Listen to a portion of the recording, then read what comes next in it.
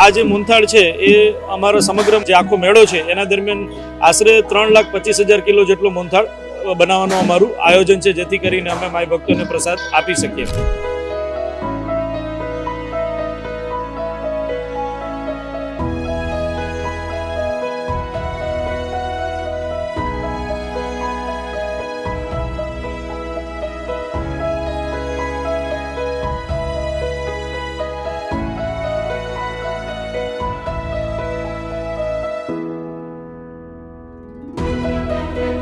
ભાદરવી પૂનમનો અંબાજી ખાતે મેળો ભરાતો હોય છે.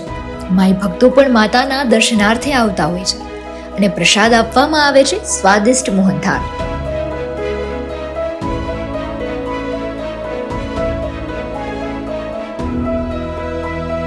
પણ તમે એ પ્રસાદ બનતા જોયો છે? અંબાજીમાં 3,25,000 કિલો મોહનથાળ તૈયાર કરવામાં આવે છે અને ભક્તોને કોઈ અગવડતા ન પડે તે માટે 14 જેટલા કેન્દ્રો પર પ્રસાદનું વિતરણ કરવામાં આવે છે. શક્તિ, ભક્તિ અને આસ્થાનો ત્રિવેણી સંગમ સમા જગવિખ્યાત યાત્રાધામ અંબાજી ખાતે ભાદરવી પૂનમના મહામેળામાં દર વર્ષે 30 થી 40 લાખ માઈ ભક્તો મેળામાં આવતા હોય છે. અંબાજી મંદિર ટ્રસ્ટ દ્વારા મોહનથાળ પ્રસાદ બનાવવા ટચસ્ટોન ફાઉન્ડેશન અમદાવાદને આ કોન્ટ્રાક્ટ આપવામાં આવ્યો છે.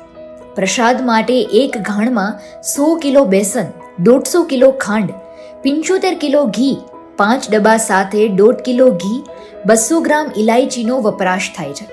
100 જેટલા કારીગરો પેકિંગ માટે 200 થી 300 કારીગરોને લોડિંગ, રો મટીરિયલ અને અન્ય કામ માટે 100 થી 150 જેટલા માણસો પોતાની સેવા આપી રહ્યા છે. મેળા દરમિયાન 1000 ઘાણ મોહનથાળ પ્રસાદ બનાવવાનું આયોજન કરાય છે અને આ પ્રોસેસ બાદ સ્વાદિષ્ટ મોહનથાળ માઈ ભક્તોને પ્રસાદ સ્વરૂપે આપવામાં આવે છે.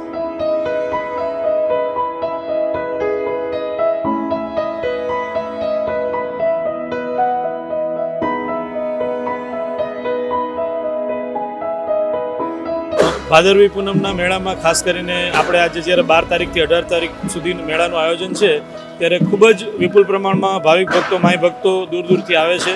તો સ્વાભાવિક છે કે એમની શ્રદ્ધા સાથે જોડાયેલા પ્રસાદનું પણ એક અમે વિશેષ આયોજન કર્યું છે. આ જે મોહનથાળ છે એ અમારો સમગ્ર જે આખો મેળો છે એના દરમિયાન આશરે 3,25,000 કિલો જેટલો મોહનથાળ બનાવવાનું અમારું આયોજન છે, જેથી કરીને અમે માઈ ભક્તોને પ્રસાદ આપી શકીએ.